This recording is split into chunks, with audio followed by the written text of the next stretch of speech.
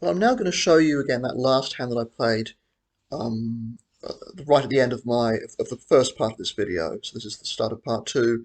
And you see I've got a two card draw. But the best possible two card draw, because not only is it an ace two, which is obviously the best two card hand you can have, but all my hearts and spades are live, so I don't block myself in any way. And because he just min raised, I'm getting 3.5 to 1 on the call. I feel I kind of have to call here. It's not nice being out of position, and you'll see why in a minute. But yeah, so you can see I hit really well here on the first draw. I now have the 3-2-1, the best possible three card hand you can have. I even hit a two as well, which makes it less likely that he has a really good three card hand as well. So it's just a blocker for the card that he isn't going to hit. He might have wanted that the two of hearts, right? Who knows? So see what happens now. I just checked to him as he was the pre-flop raiser and he drew one fewer card than me. You always want to check there. Now, though, I don't even think about this. What's interesting is that he just bets the pot and I immediately just bam it in there in his face. But it's kind of interesting that he potted there. And often when people, take a reasonably passive, uh, line prior to that and then they pot it, it often means they have something. They've improved. And it often means when they pot it, it often means that they have something they want me to fold. They want me to fold my hand, so it means it often means they have like a rough badugi, so like a pretty bad badugi. So I mean, my read could be completely wrong here. The fact that he's short means that he could be doing this without a badugi. He could have a monster badugi. I mean, but a rough badugi is definitely what you often see here. So if we put him on a 10 or worse badugi here, and then against a 10, I only have 28% equity. Because I've got two draws, there are two draws left now. So it's not like the equity you'd have right at the beginning. I've got two draws left. 31% is what I'd have against a jack, 35% against a queen, 38% against a king. And all of those things are equally likely, I think. If if he has those four things, those four possible badugis in his range, then all of them are going to be equally likely. He's equally likely to have hit one of these four cards. It doesn't always work like that, right? For instance, a six would be less likely than a seven. So at that end, it doesn't. They're not all equally likely. But so anyway, what do I do? Well, you see, I need actually because I'm going to be calling. I'm going to be putting basically all my chips in minus the little bit by which I cover him. So I need to put in 2,150 here. The pot's going to be 5,200. I'm going to need 41% to break even. A little bit less because of the bounty, so don't discount that. Probably need something in the high 30s. Of course, I said 28, 31, 35, 38, they're all equally likely. Average them out, that gives me 33. So I'm only getting 2 to 1. I'm sorry, I need to get 2 to 1 to make that a profitable call. I'm getting, um, with the bounty and that kind of one just over 1.5, about 1.5 to 1, something like that. So if that is what his range is all the time, like a 10 or worse badugi, then I shouldn't call this bet, right? But unfortunately I can't see his cards. I don't know exactly what he has. If he has it's any decent amount of non-badugis in there, then I have to call this because I'm a big favourite against any non-badugi, right? Apart from the 3-2 ace exactly. If he has say 5-4-3, then I'm a huge favourite there. Because then I have to miss my two draws and he has to hit his. It's kind of a parlay that he's facing there if that's what he's got. So I think you only have to put a few of them in his range, and then I do have the odds. I don't know. I don't actually think about this. I just get it all in. I just rip it all in. I just bam it in his face. He calls very quickly. Of course, I miss and he's pat. The other problem with being out of position here is that there's no chance he's going to break anything because you can see I'm still drawing. That's where being in position is it matters even when you're all in. So in like Hold'em or something, or any sort of flop game, if the players is all in, being in position simply doesn't matter. There's no more betting. Here there's no more betting, but there's still drawing, and he can see that I'm still drawing. So whatever kind of badugi he's got there, he's going to want to hang on to it. Absolutely. So it's not going to be breaking anything. That would be insane. So it's my, and then on my last draw, look what I hit. I hit 6, 3, 2, 1. So I've actually got the sixth best badugi in the game. So I'm obviously very, very happy about that.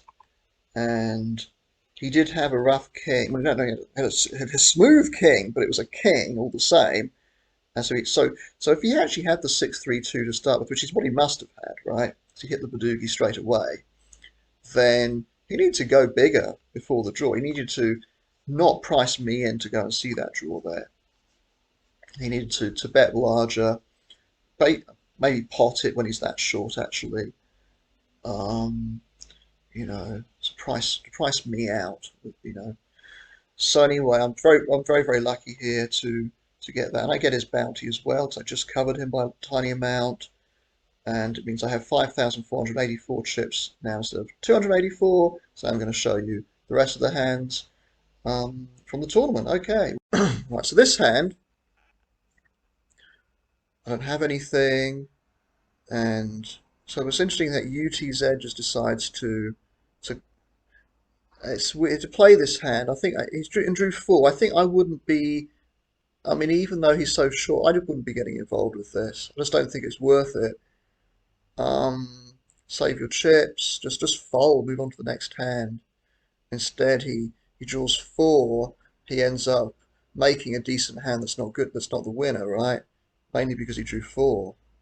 So against the other guy who raised before, so you're way behind. It's just not worth it. Anyway, so this was my next hand for me, and I decide to just pot it here. I've got Robro stop, and I'm thinking, well, I'm trying to isolate him. It gets very, very awkward. If Kazakh decides to shove here, then what do I do there?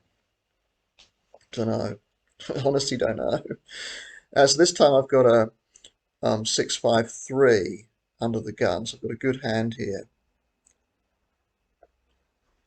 I just take it down. Okay, so I've chipped up a little bit here. Don't have anything here, so I have to fold this, even against now.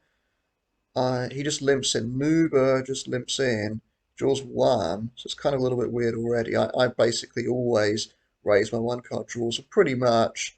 I do. I always raise my one card draws there, and I think it's okay to mix in some limps there actually. But when I draw three and he doesn't bet, that's appalling. He needs to bet there. He needs to bet. And obviously, I hit well, so I just bet and he folds. That's just really, really. I think it's really bad the way he played that. I think it's terrible actually. So this time I think I make a mistake. I've got the 6-5, so that can sort of be playable here. But I think it gets very. If I'm always opening a one card draw and just limping into something like this, well then someone could pick up on that and just raise me, and I just fold because I've got right at the bottom of my range there. So I probably shouldn't be doing that. So this time I've got a monster hand in the big blind. I've chipped down a bit, unfortunately. So we're now half an hour into this, or 12:34, and he draws two. So I'm pretty happy about that, knowing that oh dear, he didn't discard. But look, on the second draw I go and hit number three. Wow. So he went from two to pat on the first. So he hit a two card draw, hit it immediately, and see what he actually had. He had a 9-5, so he hit really, really well with his two card draw. It's kind of interesting that he called my re-raise though. I don't know if that was such a good idea. I guess he'd already put in a fair bit of he he could see I had a bounty there and was just so this time, and I could three bet this actually, but I decided to just call. So he does that min raise, and I go and hit really, really well. It's not an absolute monster, but it's not far off. So I check to him, hoping he'll bet, but he doesn't. And now I come out and bet three-quarters of the pot on the turn. Then I bet the river as well. I'm hoping. I decided to size down a little bit because I want to get called by worse hand, and I do. And let's see what he had there.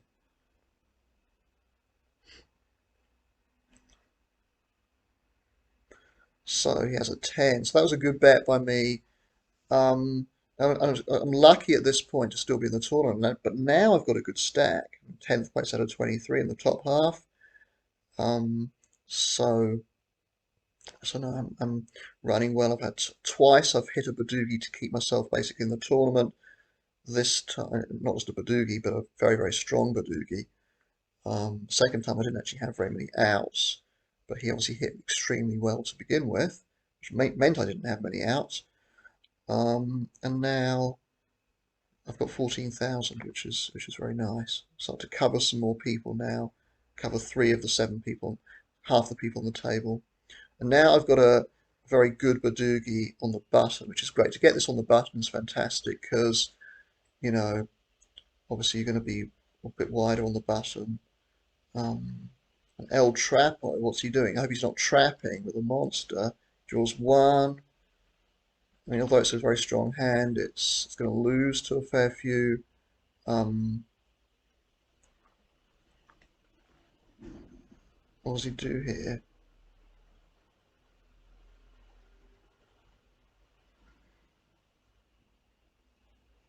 Ooh, is he pat or is he going to draw again? Let's see. He draws again, and maybe I should have just put my money in here. Oh, I do. I do put all my money in here. Oh, hang on, hang on. That's the second draw. I thought it was the last draw. I thought it was the last draw. So that wasn't the river, that was the turn. So I had to basically put all my money in there. And I get lucky, kind of, because he misses. If he hits there, I'm dead, obviously. He covered me. So now, out of nowhere, pretty much out of nowhere, I have 29,000. I'm in second place. It's like, and 20 get paid. So only three of us miss out. But I don't want to be. I'm not even thinking about that. The last thing I want to think is get a min cash. A min cash here would be an absolute disaster. That'd be an absolute disaster. I'd almost rather not cash at all because at least it means I've played aggressively enough to go and win the tournament. That if that was to happen, highly unlikely. I'm not going to cash. But you never know. I've got this guy here with a lot of chips. But I cover everybody at the table now. So then I've got two bounties, that's what that means. He wins that one with a reasonable three-card hand. So now getting on to quarter to one, I'm getting a little bit tired, that's why I'm not commentating, why I'm putting the commentary on now, because at the time I was just tired, right? It's exhausting having to talk.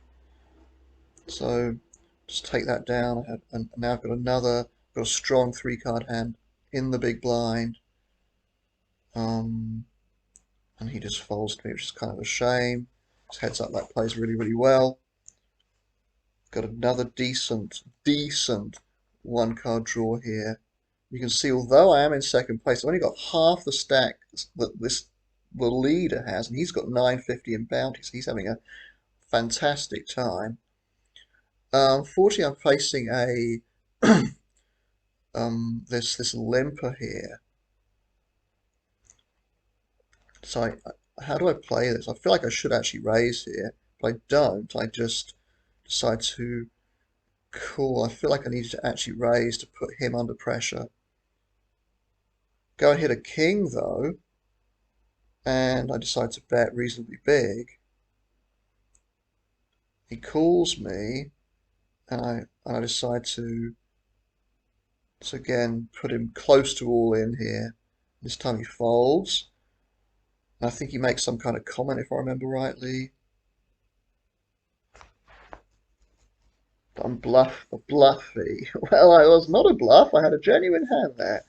Really ropey one, but it was a real hand. And I think I just put a little smiley face in there to sort of humour him a bit, to make him think I might be bluffing. Don't really engage in chat that much. So we see these little bubbles are appearing. That's what happens when there are only three to go. Raise kind of 3.5 times. And this time he limp re-raises there. Wow. So, and because I don't even have a very, very strong, he could even have a better badugi than a seven, so I decided to just get out of the way there. I just think that's the best thing to do. So, on the immediate bubble now, the cut off with a pretty strong hand. If Dark Fandango gets it all in, I'm going to call, at the very least. go and hit here, right? So gonna be obviously the fact that he just called is so weird, right? And I raise him. I don't raise him very big. And then he just folds. That's appalling. The appalling play to Pat.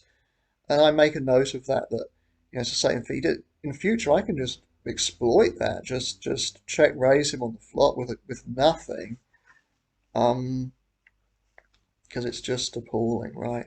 To play that passively, it's just you're asking to be run over with a hand like that. So I fold 7-6-2. I feel like he's going to have a better range than me. He's been pretty active, though, so he might not do better hand than me. Yes, I make a note that what his play was terrible there. Just and I benefit, right? So there's some bad players here. People who do things that don't make that are pretty terrible. So this is coming up towards the next break, 1 o'clock, 5-1. I'll let them battle it out. Biggish pot brewing here. Oh, it looks like Kazakh has hit something. And he has. And Plinke did not have a good hand there, actually. So I was actually ahead of him before the flop. I decided to just get out of the way. I decided to get out of the way here. This is a bit tight. So I'm being a little bit tight here, you know. This one's a bit better. First in, under the gun. 7-4-2. Six-handed. So, I mean, I think I'd raise 7-4-2 even if it was eight-handed, but slam dunk raise here. And this noob, unfortunately, he's pretty active, and I decide to just fold again, bottom of my range, or close to it. Not quite, but close to it. So I've got another good one-card draw here. Of course, we're now 20 past 1, so I'm skipping over a lot of hands with because a lot of time not a lot happens, right? So I said we'd had about 100 hands. We're now up to nearly 200 now. I just call here. I figure that this in position, this hand actually plays pretty well, and having position here is a big advantage. So even though my hand's not that strong, I decide to just call, and this noob gets out of the way. I don't hit, just check it back. There's no point in bluffing with this because it's still got a lot of equity. The fact that you've got the 3-1 means that sometimes you're going to hit a better, you're going to improve your three-card hand. So he just, also I expected him to be pat a lot there, so I just called there. I didn't raise, but he played that well though. So he did what I would have done there with the 4-3-1. I'm guessing he actually improved to that. He might not have done though. So now I've got a pretty good on the cutoff with a strong badugi, a 9-7. He calls me. I just want to get money in here. I can fold to big action, I think. If he doesn't, he just gets out of the way. So I've got 37,500. Another big draw here, right? So getting some hands, although it looks like I'm getting loads of hands, 'cause I'm skipping over so many of them, but these ones are consecutive. He just he raises, and I don't know what to do here. Do I re-raise him? I think I go for the low variance option again. And what do I do here then? I remember thinking about this. I know what happens. He just pots it, doesn't he? I get out of the way, which I think is very, very tight. But then the only other option is to just check raise and put him all in. I'm guessing I was ahead there a reasonable amount, but I just don't want to put that many chips on the line. But I feel like I've been a bit too tight here. There's no guarantee. He had a badugi. Um, what does he do here? I call him because I'm big blind and I have position on him. We go 1-1. I expect to be behind a lot.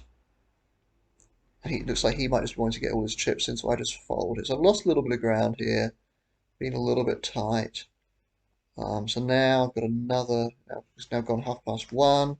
Got another pretty good one card draw.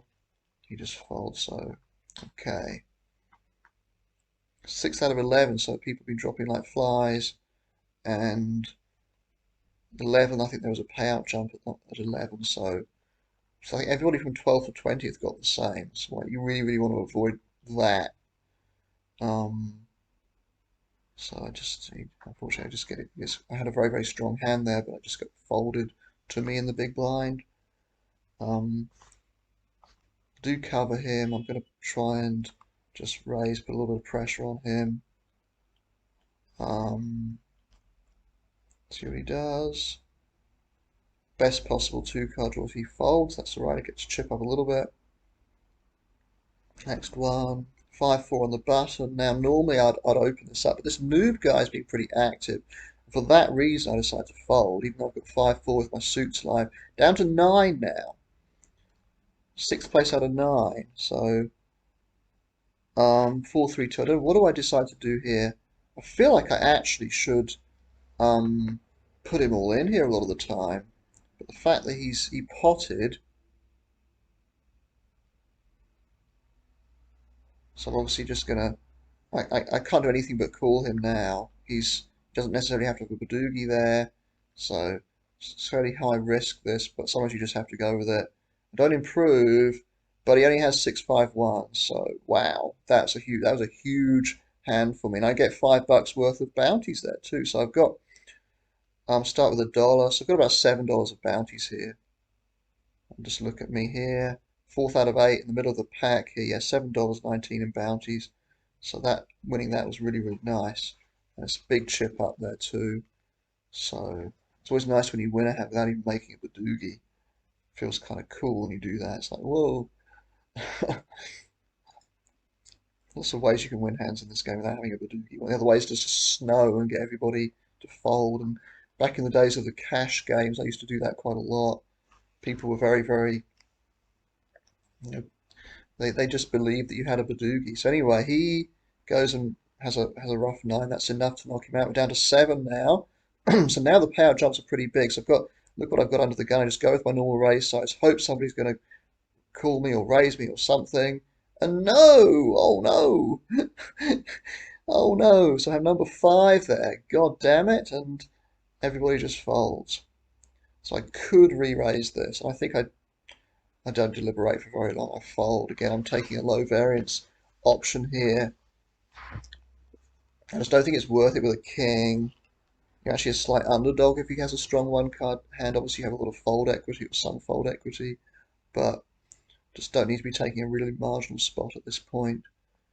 Rather have a good 3-card draw here. So 3-card hand. So now I've got a big hand once again. It's a rough 8, but it's an 8, and that's an 8 badugi's a monster, really.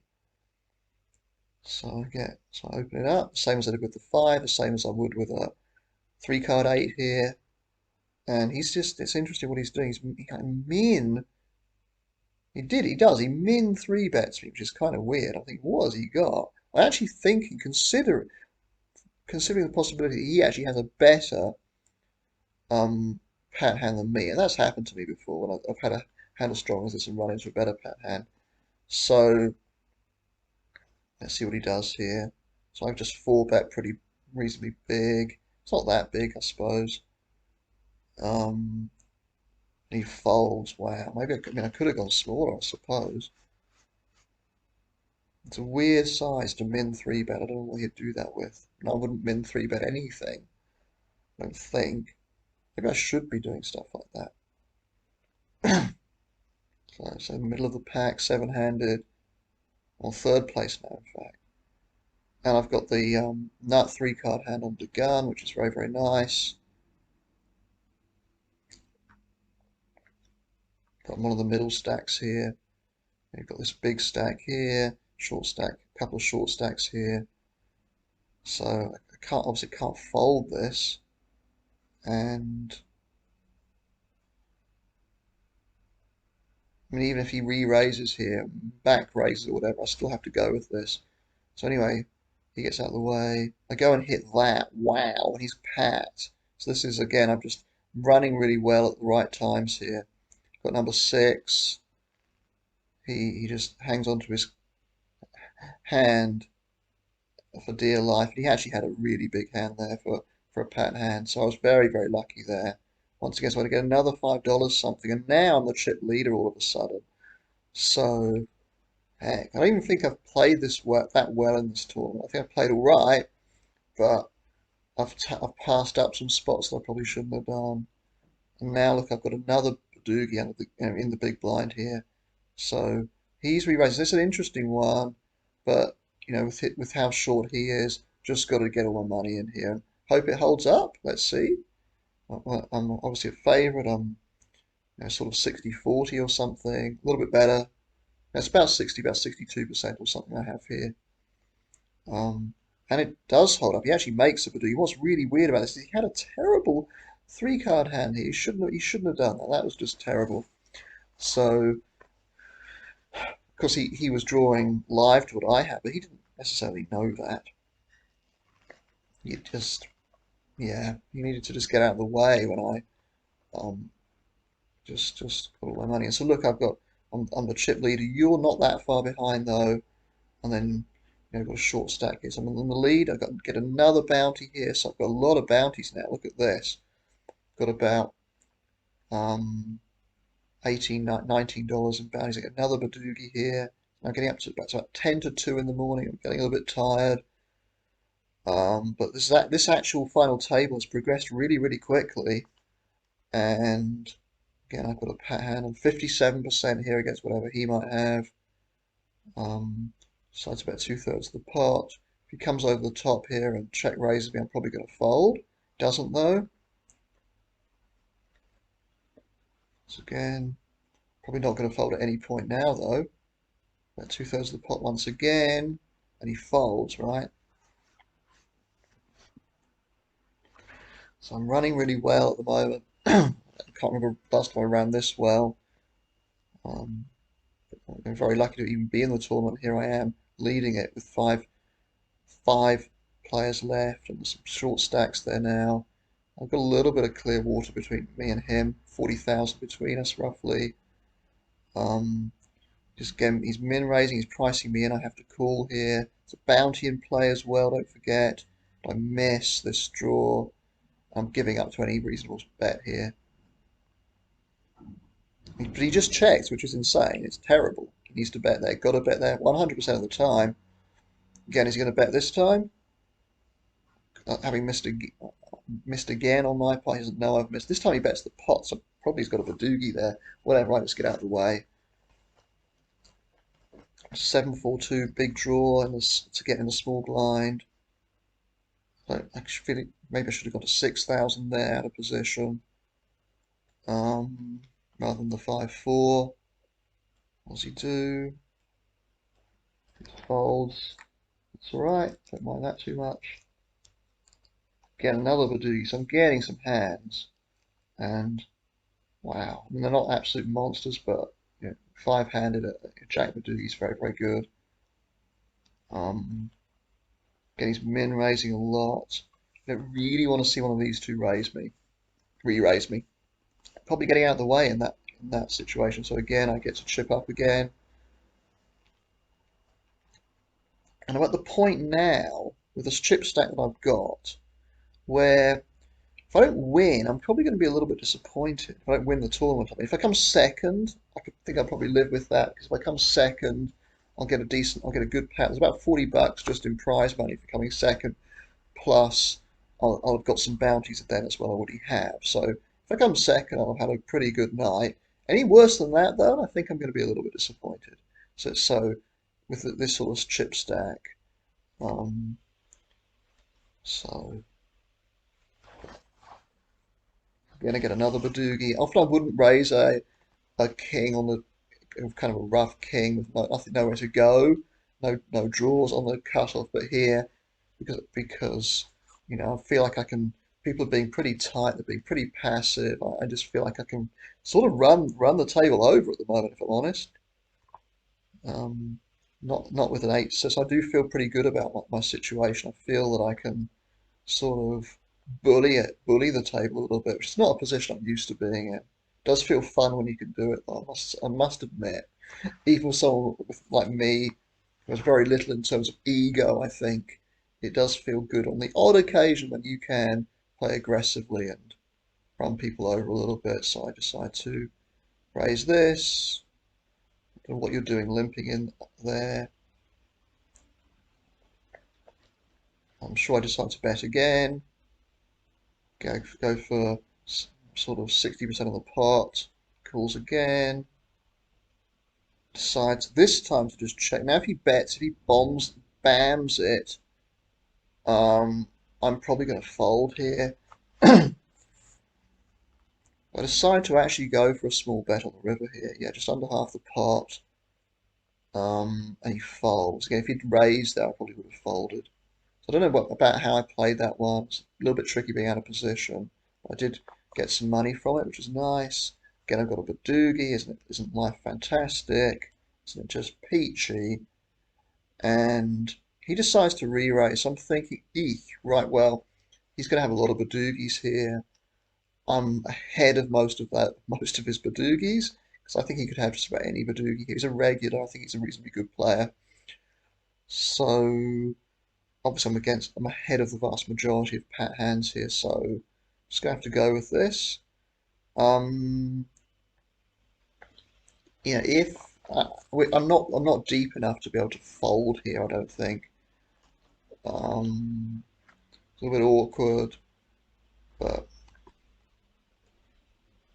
and obviously, you know, yeah, there are situations when I could fold a hand like this before the draw if we were really, really deep, but we're not that deep. Pretty deep for five-handed, but so he gets all his money, and now I actually think I'm going to lose a lot of the time. I don't love this situation. The good news is I'm still going to have, you know, 80,000 left, which is sort of stack I can do something with still, but so with both pat, he's not even thinking about it, but he is thinking about it now. When he draws, it's like yippee. But what that does mean is that he's going to be drawing to beat my hand, whereas but at least I prefer that than the alternative where he just pats and he shows me his eight or whatever. It's a monster that he might have had. And he misses. Well, he doesn't miss. He actually hits a badugi, but it's not as good as my badugi. So he correctly breaks there. I wonder what he actually had there. It's kind of interesting because he obviously didn't have a queen to begin with because he hit the queen. So did he have a jack or did he have a king? He might have had a king there. If he had a jack, would he have hung on to it? I don't know.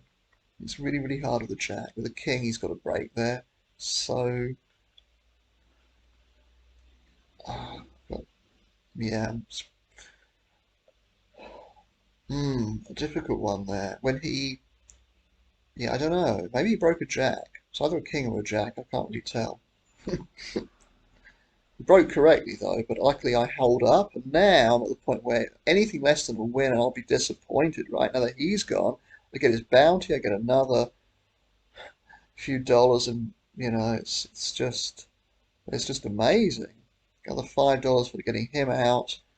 And we're down to four, and I've made a lot of money in bounties already, and life is good basically. But I just want to make sure I win this damn thing because this could be a three-figure payout for me. I'm sort of seeing that now if I win, which would be very very nice.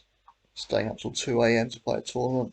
You want it to count, right? So again, I'm not normally going to raise a 9-4, 9-5-4 here, but I certainly do here with these short stacks. Everybody's pretty short relative to me, so I'll just take it down. People are going to be pretty tight. They don't want to bust before each other, right? So you just fold. Didn't have anything. Anyway, again, 9-5-4. Clear raise. So you need to go very big. So I'm getting a lot of folds here. But now he re-raises. He's probably the best player out of the three at the left. I don't know. Most aggressive player anyway. So I happily just um I fold that 10-8-5. I could open there. It wouldn't be bad to do that. Let's see. I've got three-quarters of the chips in play or something. Well, not quite. Two-thirds. It's a very nice position to be in. And it goes all in, right? So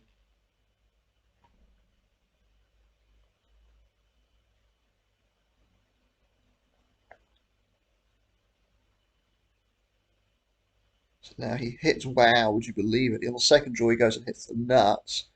So I don't mind that. He's been the most aggressive guy now. He's chipped down quite a lot. You know, I guess yeah, nice hand. The nuts is always a nice hand. And he calls me.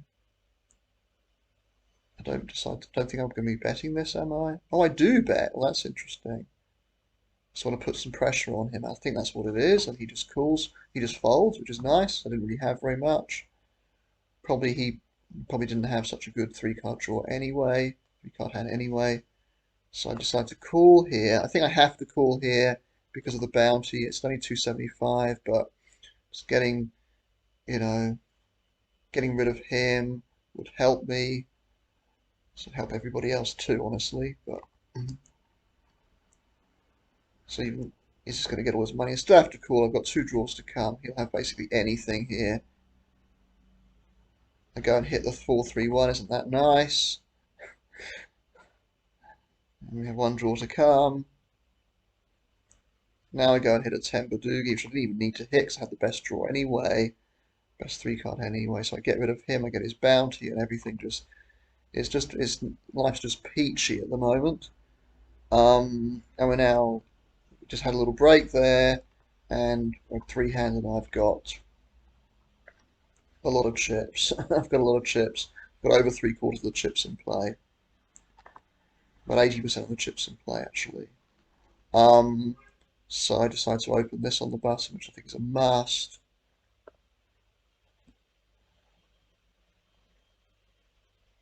Two-card hand there, just folds to me. So I've got complete garbage here. So I don't think you've got to open this sort of stuff. So there you go.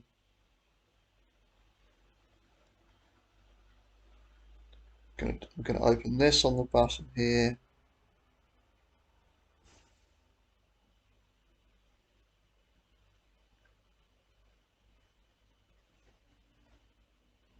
What's he going to do?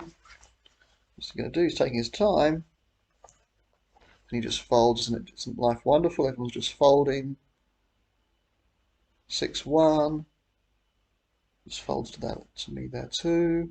Folds this big, small blind. I've got a big one card draw here. Just keep going with that raise size. He folds, which is kind of a shame because my hand was that strong. Again, 7-1. Wouldn't always raise this, but right now, I'm going to get a lot of folds, and they just keep folding. Isn't it just fantastic? Got garbage here, so puts that min raise, I just let it go.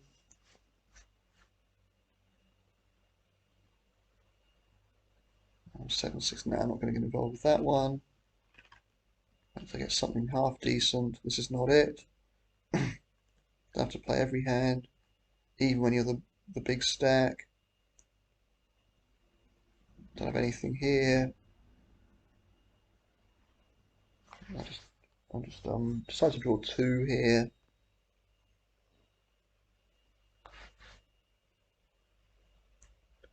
Just check it back. I've improved significantly. 1-1. Just check it back. The pot's so small, I'm not even going to try and bluff or anything here. But now I go and hit a monster, basically, and I decide to raise him on the river. He just folds. You wonder, don't you, whether I could be bluff raising there sometimes. Nothing here. Nothing here, so I have absolute complete garbage. There's no need to do anything. Special. Both very similar stack sizes. Got 8-5-4, which is not a bad hand. Just folds though, which is kind of a shame. Let this one go. Do I? Oh no, I actually open this up. That's interesting. So I open it up. He calls me. I'm going to draw one now. I'm planning to snow here because my draw's terrible. So yeah, I bet I go out and bet confidently. He calls me and I just pat it because it's fun to do that. Put him all in. And he folds. That's nice. I'm the pat man, and I'm just gonna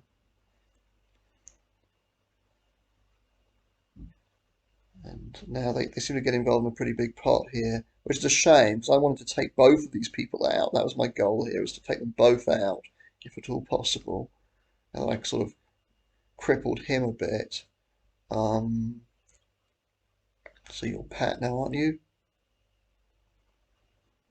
No, you're not. You're on a one card draw. Now you're Pat, and they're both Pat, and you had a monster, right? So you hit very, very well there. And right, so I've obviously got a big chip advantage, like 5 to 1, over 5 to 1 here. So the first hand of heads up. So it's a shame I couldn't get that guy's bounty. You got it instead, but it increases the size of your bounty that I will win if I um, end up winning the tournament. So now, second hand of heads up, I get 5 to 1. He calls me. Now, if he wins this hand, he's drawing 2 here. So I decide I have to bet this. 2-1. Got a monster draw basically for this situation. He raises me. My hand's too good to fold, so I just get the money in and hope I can make the best hand. He's still drawing, so this is going to be good enough sometimes. Last draw now, hit a blocker. And there you go, it is the best hand. He has 6-5-3, which I don't know whether he needed to re-raise there. And I get $107 in total from that, which I think is the most I've ever won in a badugi tournament, apart from years and years ago when I won a lot more than that. But yeah, that's really, really nice. Look at it. I get $68 in bounties. I mean, this was just $39 in in the just the normal prize. So that was a hell of a tournament for me. 2 in the morning, bedtime for me, and like I didn't have to do anything the next morning or anything like that. Otherwise, I wouldn't be playing, I wasn't meeting anybody or whatever. So it's a rarity that you're going to have a tournament like this where everything just runs that well for you. Did get very lucky to survive on a couple of occasions. Um, so yeah, it's not gonna happen like this very often. Case of making hay while the sun shines, really here. Uh, so that was, and it was a fun finish to the tournament. Whenever you get the chance to just bet, bluff even sometimes. It's gonna be a fun time. So yeah, what do you say? That was a good tournament for me, hey? Um, so it's not often you're going to get a three-figure payout in these tournaments. It's just not going to happen very often, especially now. The Russians are not invited anymore, so they it reduces the player pool a little bit, which is a shame. Although I can't say I mind the Russians not being able to play. Uh, and I mean, when we had the pandemic, still the lockdowns and stuff, their three-figure payouts are much more possible because the pools were a little bit bigger, field size is a little bit bigger, so the first prize was often a little bit bigger. But yeah, so enjoy a tournament like this when you have it because it's not going to come around very often. Well, anyway, hopefully it won't be too long before I um, am back again, posting some more hands in one of these mixed games, and I can still dream that GG Poker are going to add these mixed games, these non-flop games, non-high flop games at some point. That would be wonderful. But as I said, you can dream about that, and if that happens, I'm putting a fair bit of money on that site. Anyway, just deal with what we've got at the moment, which is Poker Stars, and yeah, hopefully I'll be back before too long. Okay, have fun, everybody. Goodbye.